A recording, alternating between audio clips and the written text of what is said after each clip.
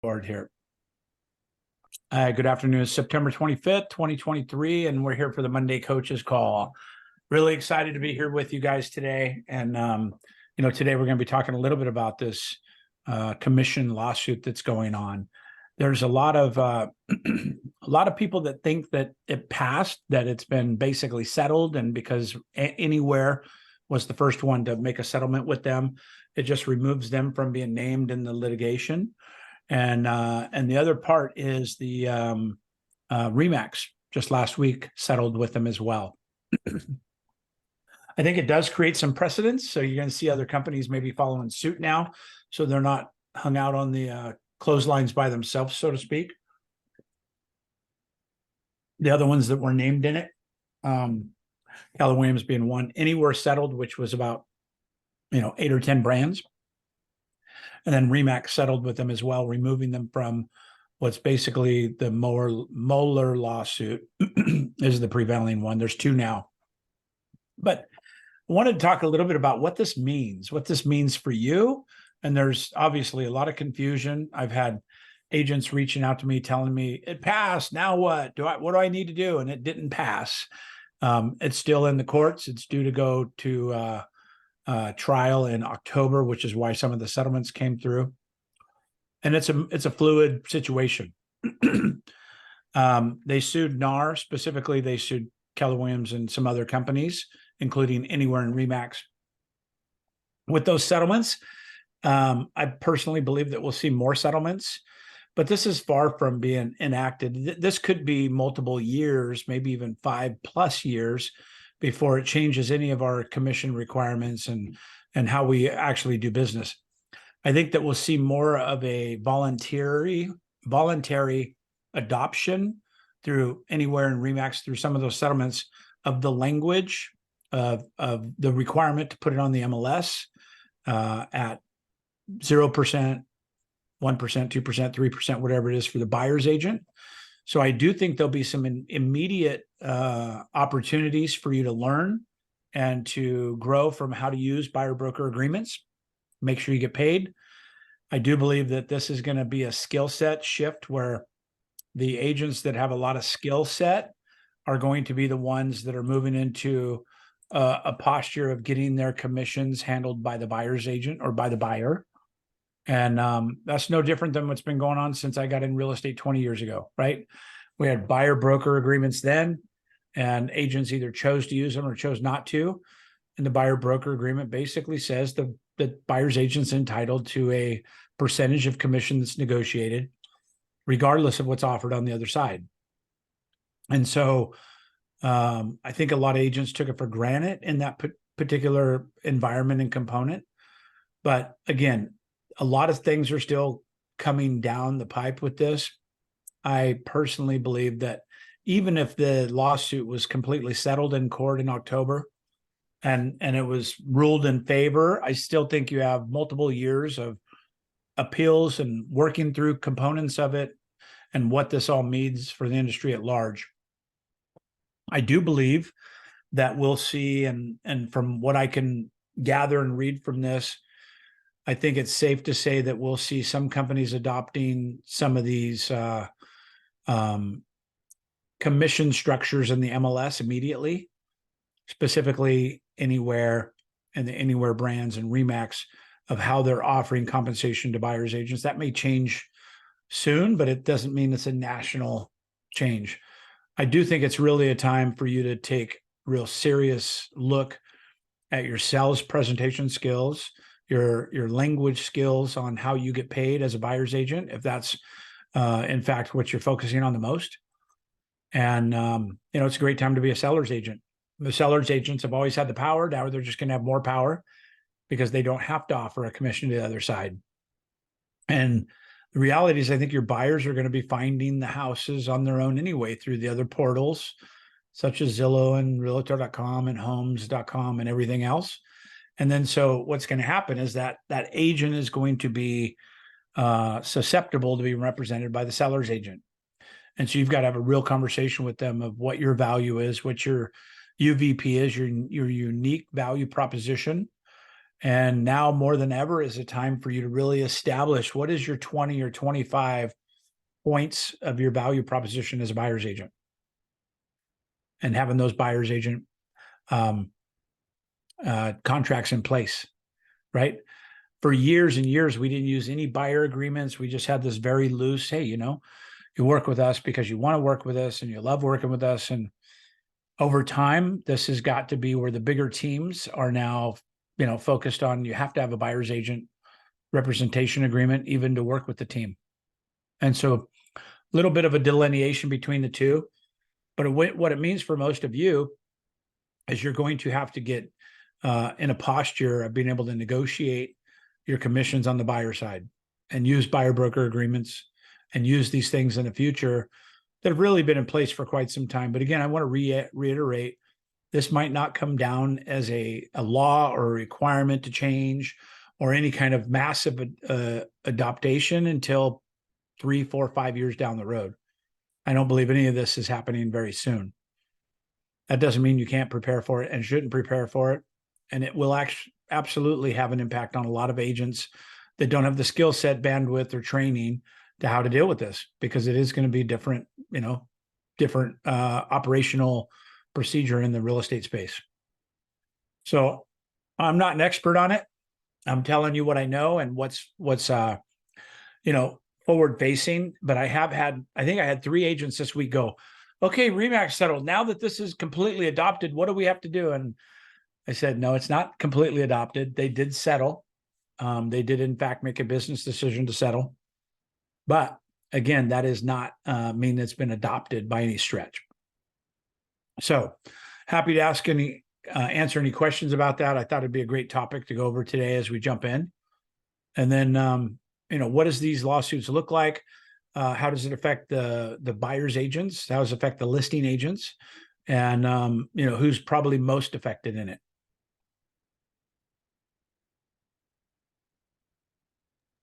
So correct me if I'm wrong, Randy, the way that they want to make that happen is the buyers pay the buyer's agent, correct? Eventually. Say that again, Kenny. I don't know a whole lot about this. I just want to get clarification. So in the future, what they want is the buyers to pay the buyer's agent instead of doing the co-op with the listing agent.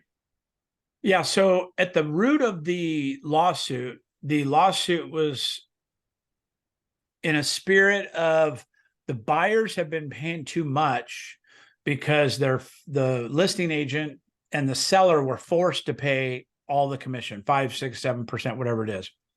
So there was this forced cooperation in the MLS, so to speak. And they're saying that is not a requirement of putting it on the MLS. So a seller could have a listing agreement with me for 3%, and I could put it on the MLS at 0% and offer no compensation. Anybody looking at that has to negotiate their own compensation. That's basically what this looks like. For 100 years, the relationship of the seller was the one paying all the commission, right? The buyer doesn't pay any commission, but the seller was paying 5 or 6%. So now they're saying these thousands of sellers, and this is only in a state or a couple of states, but it could get bigger depending on the outcome of this, right? I think that's why there's settlements happening, is because the potential exposure is so significant. It's in the multi-tens of billions. If you look at every seller that sold in the last 2 years in Kentucky alone, I mean, that's a significant amount of exposure if it went that way. So they got out in front of it and said, we're going to change our language. We're going to change our ways. We're not going to offer this commission to be written the same way as we did in the past. So effectively, those particular companies are changing the way that they're offering buyer's agents commissions and or not. And those are the big companies, right? You have Anywhere that owns all the 8 brands. You have Coldwell Banker, Century 21, Better Homes and Gardens, Corcoran, Sotheby's, ERA. So all those brands are under Anywhere. So that affects all those brands. And that's a couple 100,000 agents. And then you have RE/MAX that has 80 or 90,000, 100,000 agents. It affects their brand because they made an agreement to this, that they're going to rewrite their language and rewrite and how they offer commissions. So that's a pretty significant portion of the real estate community. And I believe other dominoes will fall in line with that. We weren't named at EXP. That's not in the, we're just not named in it. But I think the ones still out there are, I believe it's Compass, NAR, Keller Williams, I believe. So as we look at this, it's really just getting to a position of, you've got to look on the MLS, see what the commission's offered to the other side, have a buyer broker agreement with your buyer that they're willing to pay your commission if and when the other side does not. And so it's about negotiating your own commission, and the buyers will pay commission appropriately. So the buyer broker agreements have said that for years. They've said that for 20 years. Since I got in the business, the buyer broker agreement said, hey, I'm going to be entitled to 2.5% or 3%. And if the other side changes it to 2%, then you have to pay the difference. And that language has been in there for many years. Again, I think the difference now will be, you'll start seeing things on the MLS for 0% or 0.25% or 1% or no percent or whatever it is. So you're not entitled to a commission like you used to be, right? Before, the MLS had jurisdictional rule that you had to offer it for a specific commission amount, or at least it had to offer compensation. And there had to be compensation to have this contractual, alignment. Now, you could put it on there for $100. And if you don't look, you might be going and showing properties that you're getting $100 if you don't have a buyer broker agreement between you and the buyer. So likely now, if that were to be the case, a lot of consumers are going to go straight to the listing agent. It's all about getting the listings. I do believe that's going to happen. I believe that if I'm a heavy listing agent, I have 40 listings, and I'm putting a lot of content out there to draw people into me, particularly if I'm finding them through YouTube and social media and TikTok and all these other things, there's a high likelihood they're going to come to me. And my commission hasn't changed. I'm still getting a certain percentage from the seller, and it could even be 5 or 6%, honestly, right? And so then the buyer will be going to the seller's agent unrepresented, unless the seller's agent's a dual agency. Depends how that's written up. It can be where they're dual agents.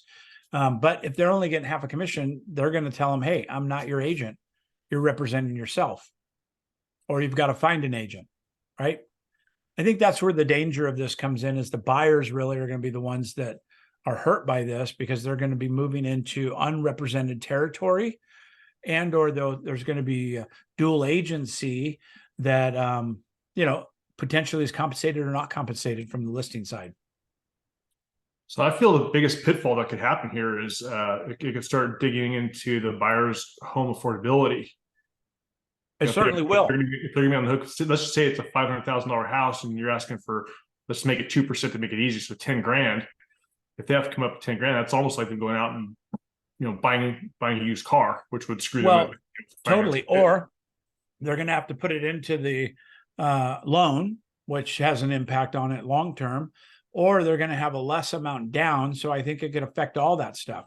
So effectively, you're talking, a good majority of homeowners have to use the 1 to 3% down FHA to get into homes, and now they're looking at having to put down an additional 1, 2, 3% to have representation on that. So I think there is an opportunity for them to cut out the buyer's agent and at a detriment, right? Yeah. Another area that I wasn't really that aware of until I talked to another agent, she does about 90% military relocation, which is VA. And the VA specifically disallows contributions by the buyers currently, with the current way it's written. So if this happened, they would not be allowed to compensate a buyer's agent, even if they had the funds and wanted to. So there's some components of this that are going to get a little tricky. So go ahead, Sonia. Oh no, I thought you were done. Go ahead. I was going to say, depending on the market, it's going to be one of those things where seller concessions might come into play to actually pay the buyer's agent. Again, commissions are negotiable on every level, right? Can you charge 10% commission? 100%. Can you charge $10,000 flat fee? 100%. Can you charge 1%? 100%. All right, you can do all these things. No negotiation. The commissions are completely negotiable, and that's where the wild west is going to come into play, I believe, in this. right? You have a lot of companies that are wanting to list properties just at 0.5%, 1%, which has been done for years, but they had to offer a buyer's agent commission to get them onto the MLS. So if the MLS has changed the rule through the power of the settlement with Anywhere and Remax and so on, and the MLSs are being sued as well, if they change it where you could get it on the MLS with no compensation or even just $1 if it requires compensation, right? Which some MLS is already battling with. They've made it where they're trying to get in front of this rule. So they're making it where, okay, there has to be compensation, but we're not going to establish what that is. Well, $1 is compensation. And so I've actually, I've seen these that people have sent me a screenshot where it's $1 compensation, but that puts it on the MLS. And agents that are not looking for that commission and not operating in the business that way, effectively you could get into a contractual relationship between your buyer and the seller, open escrow, and you're entitled to get paid $1 and your liability's the same. The amount of work you have to do is the same. So I'm really encouraging my coaching clients, the people that I'm talking to right now, is to get in front of this, get your 20-25% bulletproof operational buyers, UVP, unique value proposition. Get this done so you can really be saying, these are the things that I do. I saw another article. I'd really recommend tracking your time. How many hours did you drive to the listing, back and forth, and dropping off this and taking inspections and keys, and getting to a place where we're really logging our time like an attorney in the 0.6 of an hour, I think is the way of the future. So we can say to our buyers, hey, this is the average amount of time I spend on my transactions, 25 or 30 hours. And here's what we do for this. Because right now, I'm not sure the consumer understands completely what our value proposition is from a buyer's agent's perspective. It's just that we have the lockbox key, right? And so as long as we're leading with that's our only value, as we have the key to the lockbox, they're not going to need us as buyer's agents. We could start representing the fact that we got an average of 3% less than list price on our offers, or we closed in an average of 8 days, or we closed in an average of 23 days, or we help 99% of our buyers get into homes that we signed an agreement with and start working with. Whatever your value proposition is, it's got to be airtight now, I think, through this change in the commission language.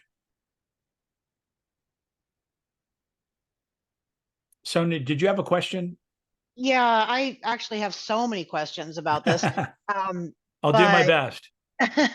I can't address them all. I guess before I ask a specific question, what would you recommend as the best place we could go to get kind of a Reader's Digest version of this stuff? Because I have people asking me what I think about, quote, all these lawsuits. Yeah.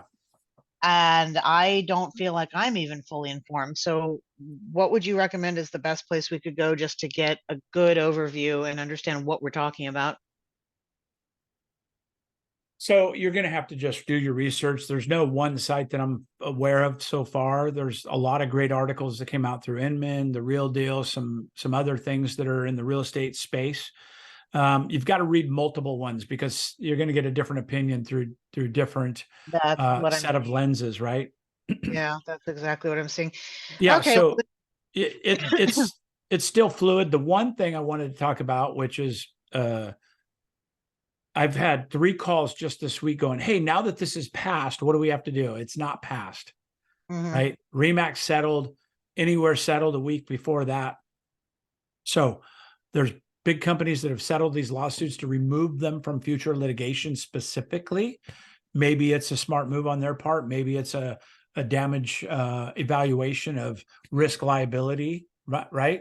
So 55 million by Remax, and I think Anywhere was in the 200 or 180 million range, something like that. The bottom line is that that removes them from the massive exposure opportunity that you have in the big numbers that they're talking, right? So there's hundreds of thousands of home sellers that could seek reimbursement, but through the settlement, basically they're isolating that they're no longer party to this because they're going to change some of their language.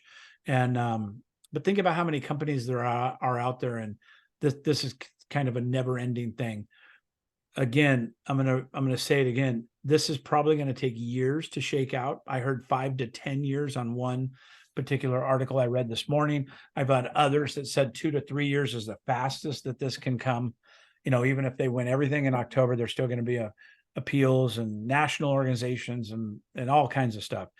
And plus, the market we're in has a lot of input on this and the direction of where this goes. Well, So I'm with Kenny in terms of the fact that buyers are already so reluctant because of the interest rates, because of everything else, affordability, the price is not really coming down yet. And now if they're expected to foot the bill for the buyer's agent commission, I think that's going to absolutely kill us. But one question I had is, do you suggest that maybe we should be checking in with our specific MLSs to see, you know, with compliance, what the rules are? Would they know yet? Would they direct us they properly? don't no, everybody's watching this. There's nothing done. Okay. The MLSs are starting to take proactive measures, meaning that they're starting to change some of the rules proactively as they see writing on the wall in their mind. Right. So again, I would contact your local MLS and just stay in touch, get in the newsletter, get in the stuff that they're going to be putting out. This would be front page news in every situation. So you have some opportunities with that. But, you know, specifically the Morrill case brought by home sellers Christopher Morrill was certified class action lawsuit in March. It now encompasses thousands of sellers in several MLS areas across the country. It's expected to go trial sometime in 2024. Okay. The lawsuit claims NAR and others participated in an anti-competitive practices by forcing sellers into a system where they had to pay a commission that is split between the buyer and the seller. I can see their point, right? The seller's agent is charging them 6% and they're paying half of it to the buyer. And so that's where this is basically coming from, is they're saying the sellers are overpaying. So all these sellers got together and did a class action lawsuit. So the Sitzler-Burnett case, also class actions limited to home sellers in the state of Missouri only, but with a trial scheduled for October 16th. That's the one that's starting soon. And that's only in Missouri. But the outcome could set the tone for Merle, the larger one that's multiple states, right? So the plaintiffs in Sitzler-Burnett make similar claims, including anti-competitive practices. By the way, as soon as this gets traction, do you think there's going to be other lawsuits filed with other companies and other attorneys? 100%, right? It's got to happen, bound to happen. So everybody's watching this. If the plaintiffs prevail, the effects of the industry would be widespread. Agent compensation would fundamentally change. Potential home buyers may have to negotiate and pay commissions on their own to the agents up front. By the way, it could be upfront, right? Not when close of escrow. And MLSs could have to alter the way they do business, and defendants may have to pay out massive amounts of damages. So that's why this is such a big deal, right? So the class action lawsuit, specifically companies between 2015 and 2020, as well as current and future sellers engaged in those entities, could be compensated if the plaintiffs win, not just a handful who initially filed the suit in 2019. So the total damages could exceed 13 billion with a B, a mind-boggling sum. Though that figure would likely be lower if defendants chose to settle. RE/MAX monetary settlement of $55 million, which covered both cases, and Anywhere reportedly agreed to pay $83.5 million to settle the Morrill suit only, right? So because of the size of the case and the likelihood of the appeals, it may take years before the final outcome's reached, right? So this is language from the Real Estate News. I could put the links in here, but I just Googled it, right? So I'd suggest you do the same. And then, you know, when we look at this, barring a last minute flurry of settle agreements, the Sitzler-Burnett case is scheduled to go October 16th. And so October 16th is why these other ones are settling. The Morrill case is expected to go to trial early next year. NARD has steadfastly said they plan to make their arguments at trial, even as other defendants have opted to settle, right? So now what you're seeing is we've had a couple of settlements, which really gave them a lot of traction. And then now we're starting to see MLSs seeing writing on the wall. They're making rule changes, and MLSs can do anything they like along the way. But if they make the rule changes before they're sued, then, you know, there's maybe some legal opportunity there to get in front of it. I'm not an attorney. I'm not making legal claims, but that's my interpretation and my opinion of what I'm reading. Well, that's what I was kind of wondering about when I asked if we should be checking with our MLSs, because just a quick little anecdote. I moved to Coldwell Banker in, I think it was like 2017 or something, but I Yeah. had a luxury listing at the time with Remax. And of course, I brought it with me to Coldwell Banker. And I had negotiated that commission. And again, this was, like a $2 million plus listing. We were only doing it for 4%, which at the time was very, very standard in the luxury Yeah. end in this area. So I relisted it with Coldwell Banker, same thing, offering 2% buyer co-op. And I got a nasty call from my manager saying, because they were trying to fight the e-brokers at the time, e-buyers. And, she told me, well, we have a company policy. You cannot offer less than 2.5%. And I was just So shocked because I'd had the listing before. It had been offered at 2% co-op. It's, as we all know, negotiable anyway. And yeah. I was literally pressured by my brokerage to change it to a minimum of 2.5%. Yeah. And So I your had to do broker all can kinds of do that. homework. Okay. So Sonia, your broker can require anything they want. If I'm the broker and you're going to be in my brokerage as a broker associate, I could tell you the minimum I'll take is 3%, 4%, 5%. Mhm. The broker has the legal ability to do that because they're in charge of the brokerage, and they could tell their agents what is the minimum they require. I've known several companies that have a minimum of 2.5%. I don't think it's good to limit the agent's negotiating power and all the variables, friends, family, repeat clients, all these things. But the bottom line is it is up to the broker to decide what they require as part of their minimum standard of commission, and they're entitled to do so through the ICA, independent contractor agreement. So again, you're an independent contractor. If you disagree with that, you could leave. That's the benefit of being an independent contractor. How do But we deal with that in this climate where MLS may be changing their rules about what can be offered? Or, I mean, well, you don't work for the MLS. Your MLS is an affiliation agreement to share data, right? And there's multiple MLSs that cross over. So here in Oregon, we have 3 MLSs that kind of cross over.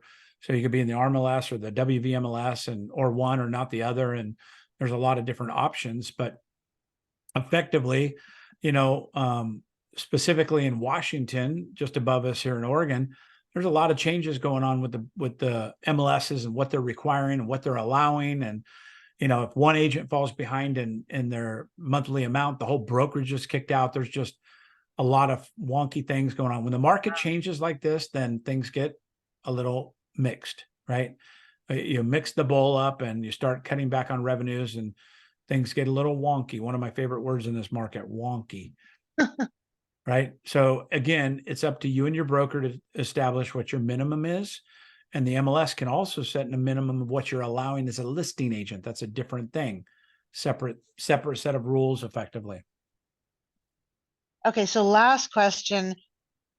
How do you recommend as a coach in terms of best practices going forward, the spiel that we've all been trained to do when we describe commission and that it is split, with the other agent, if that is essentially likely to no longer be the case or it's up in the air, what do you recommend that conversation look like when you ask them for So this? yeah, again, it's different for everybody, but mine would look like this. Hey, Sonia, I think the reasonable amount of commission on my side is 2.5% or 3% or whatever you decide you want to charge. And there's a likelihood that the seller will pay that, but there's a lot of new regulations and rules and lawsuits and things that are challenging that, making it where the seller was paying the commission for the buyer's agents. That could go away. So our contract says I will be paid 2.5% or 3%. Let's use 3% for this argument.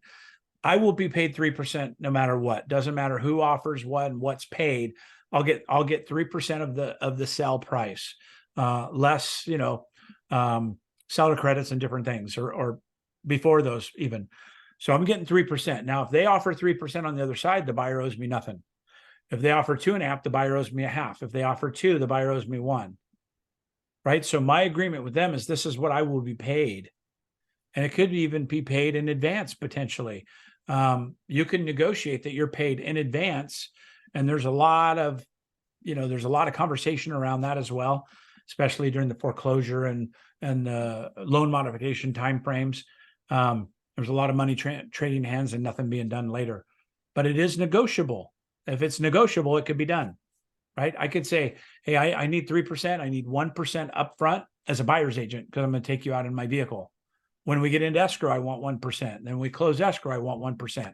It is a negotiable opportunity. But my point is, in these agreements, it's going to be, you're going to say what your commission is that you'll be paid through this transaction. It's a negotiable with you and the buyer. And then if the seller's agent, you look at 10 properties, one's at 3%, one's at 0%. That's all going to be between you. Now, you could still negotiate with them, even if they put it in at 0. Remember, I've negotiated dozens and dozens and dozens of transactions that were 2.5% up to 3, or even above that, depending on what they were. They don't have to agree it, but we have to negotiate that prior to the presentation of the offer, right? So just again, in my opinion, right, take it for what it's worth. This is what I'm reading between the lines, some of the things going on, but I wanted you to be aware of it and have some dialogue around it. And then if the deal were never to close or that buyer were never to buy due to interest rates going up yet again or something, and you taken payment up front, you would have to then reimburse the buyer, I would assume. Well, not necessarily. Again, we can get in the weeds with this, but remember, my negotiation says, hey, you're going to pay me 1% up front to start showing you homes. That doesn't mean you closed escrow. Huh. And then you're going to pay me 1% when we get into escrow, not if it closes escrow. And then if it closes escrow, you'll pay me 1%. So that's just an opportunity for a conversation around negotiating, right? Huh, If you can get okay. buyers to line up and do that, then more power to you. The Yeah, likelihood gotcha. is higher that you're going to be paid upon completion, just like it is now.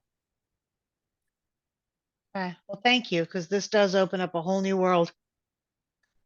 Every time there's something big like this that happens to the industry, there's opportunities and then there's winners and losers, right? And I think the winners are going to be listing agents. So I'm saying more than ever, take a listing heavy stance in your real estate business. I've got agents that love the buyer side and like the freedom of that. I'm one of, getting diverse in your thing and having a 50-50 balanced business is a better time than ever, or bigger. All right, everybody. Any last questions before I wrap up? I went a couple minutes over, but I knew the topic would be a good one, and we'll talk more and more about this as we progress.